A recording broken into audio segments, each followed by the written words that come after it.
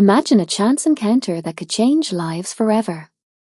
A moment where past mistakes collide with a shot at redemption. This is one of those stories. A millionaire saw his former maid sleeping in the airport. What he did next shocked everyone. The airport buzzed with announcements, rolling suitcases, and polished shoes rushing past. But in one quiet corner, beside a large window overlooking the tarmac, a black woman lay curled against the wall, two tiny bodies pressed into her side under a pale blanket. Her name was Amira. Her eyes flooded shut, not from sleep, but from pure exhaustion. She hadn't rested in nearly 2 days. Her stomach ached with hunger, and her throat was parched. The twins, 6-year-old Io and Benny, breathed softly against her chest, bundled tightly in the only warmth they had. Their knitted hats were unraveling at the edges, their socks mismatched. But they didn't complain. They never did. Amira's heart broke every time she looked at them. They were hers by choice, not by birth. Born into chaos, abandoned in a Nairobi alley, the infants had been barely a week old when Amira found them. She was still young then, working in a community clinic. And despite knowing she could hardly feed herself, she took them in. Love first. Always love first. Second hook. But what happens when love isn't enough to shield you from a world that turns its back? Stay with us on Whisper Fable to find out. Years later, desperate for stability and a future for the children, Amira accepted a housekeeping job overseas, eventually working as a live-in maid for the Langstons, an ultra-wealthy white family in Manhattan. The mansion was cold, sterile, and ruled with silence. But Amira endured it all. Cleaning, cooking, ironing, folding napkins into swans, because her salary paid for the kids' school and warm clothes. Mr. Langston barely spoke to her. His wife, Meredith, however, spoke too much, usually with suspicion. And then it happened. A diamond necklace went missing. Meredith screamed accusations without evidence. Amira pleaded, but no one listened. No one searched the daughter's room where the necklace was later found, though by then the damage had been done. She was fired on the spot. No apology, no pay, no chance to pack with dignity. Humiliated and broken, Amira gathered the twins, left the mansion in the freezing rain, and spent the next few weeks couch surfing with friends, staying in shelters, applying for jobs that never called back. All the savings she had scraped together, gone overnight for food and bus fare. When she heard about a cheap standby ticket to Nairobi, it felt like a last hope. She used the last of her money, clutched the twins, and made it to JFK Airport. But her flight was delayed, then cancelled with no hotel voucher, no luggage, no credit card. Amira sank onto the cold floor by the window, her body trembling with fatigue.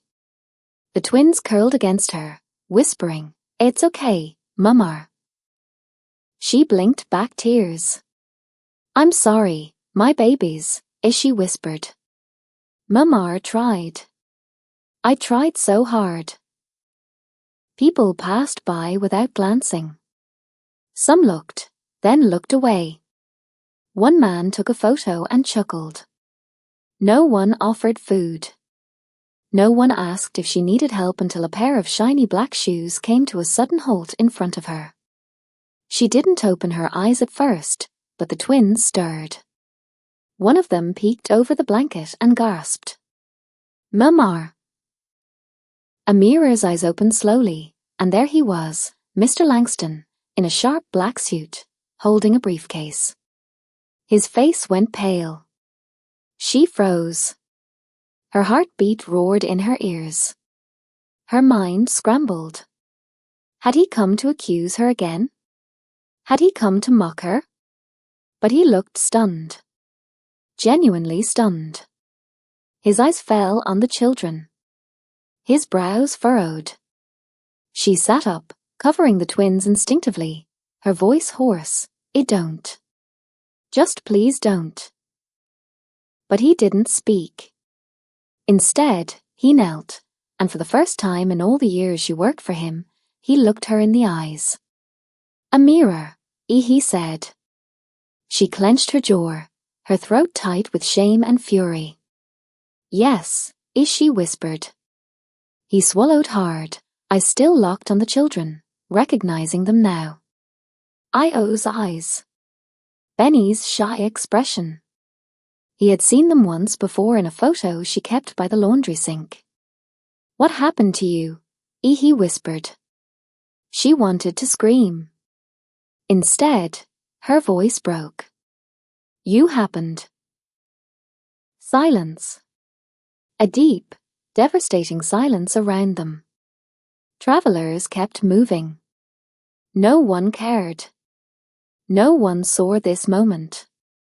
But something shifted in his face. He looked at her not like a maid, not like a burden, but like a woman who had been wronged beyond measure. And for the first time, he said, "I'm sorry." Amira stared at him, unsure whether to cry, scream, or collapse. Then the twins stirred again, shivering. Mr. Langston reached into his coat pocket and pulled out his boarding pass. But instead of walking away, he said, "Come with me." Amira blinked. "What?" "I mean it. Stand up. You're not sleeping on this floor another night." He stood and extended his hand. Amira didn't move. She stared at Mr. Langston's outstretched hand like it was a trap, like behind the clean suit and softened eyes was still the man who had let his wife destroy her life without so much as a question. "You're joking," she whispered bitterly. "You think one sorry and a hotel room fixes what you did?" "I know it doesn't," he said quietly. "But I'm not here to fix anything. I'm here to take responsibility if you'll let me." Io tugged on Amira's sleeve, his tiny voice muffled by the blanket. "Mamar, I'm cold." She looked at her son. His lips were dry, his little fingers trembling. Then she looked up at Mr. Langston, no longer a boss, no longer a stranger, just a man standing in front of the wreckage his silence helped create. Still shaking, she slowly pushed herself up, cradling the twins as she rose. He didn't flinch. He held the briefcase in one hand and offered the other to steady her. She didn't take it, but she followed. They walked in silence, Amira's eyes fixed ahead, the twins still nestled against her shoulders. As they reached the airport exit, she half expected him to vanish. Instead, he handed his black card to a driver waiting outside. "Anywhere you want," he said gently. "Any hotel, you and the kids. No conditions." She didn't say, "A thank you." Not yet. The ride to the suite was awkward. She sat clutching the children like a shield. Langston, now visibly nervous, fumbled with his phone, booking 2 rooms, one for her and the kids, one for himself. Inside the hotel, warmth hit her like a wave. The twins stared wide-eyed at the glowing chandeliers and gold-accented walls. Amira tucked them into a queen-sized bed and sat at the edge, too overwhelmed to speak. There was a knock. She opened the door to find Langston holding 2 paper bags. "Food," he said, setting them down. "I didn't know what they'd like, so I got everything." Her eyes lingered on him for a second. The man who once passed her in marble hallways like she didn't exist was now holding chicken nuggets and rice pudding like his life depended on it. The twins ate fast, their tiny hands shaking. When they finished, they curled beside each other and slept like children should. Langston stayed quiet until they drifted off. Then, finally, he said, "You were right."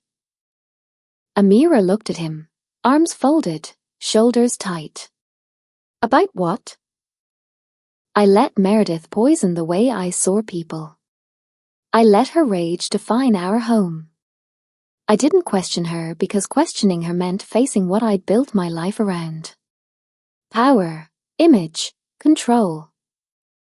She stayed silent. He sat across from her. I never even asked about your story, about them. Her jaw tightened.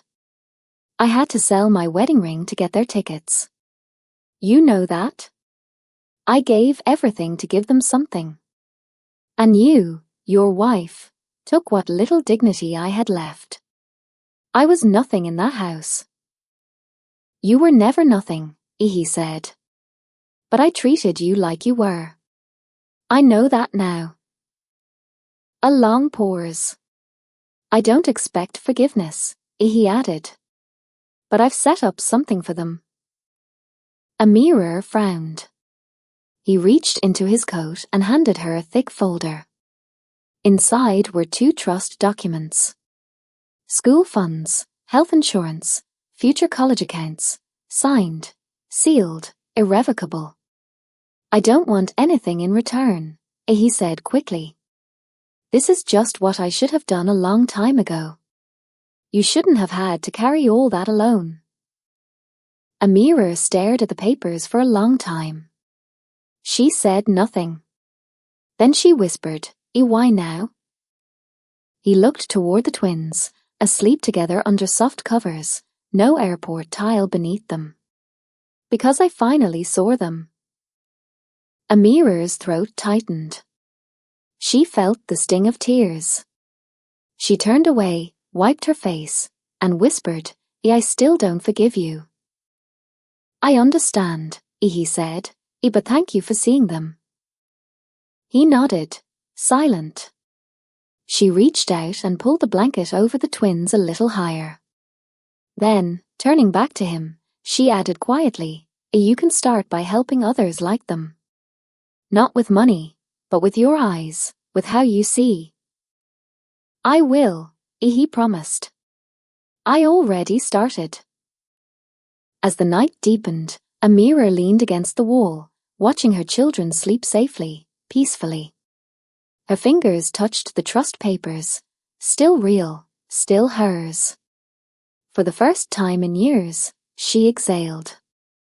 Not because everything was fixed, but because, finally, she wasn't invisible anymore. And in the quiet glow of the suite, a broken chapter gently closed. If you enjoyed this story, don't forget to give it a thumbs up and hit that subscribe button for more emotional, dramatic, and unexpected tales from Whisper Fable. And let us know in the comments, where in the world are you watching from? We love hearing from all of you. Until next time, stay kind, stay curious, and keep watching Whisper Fable.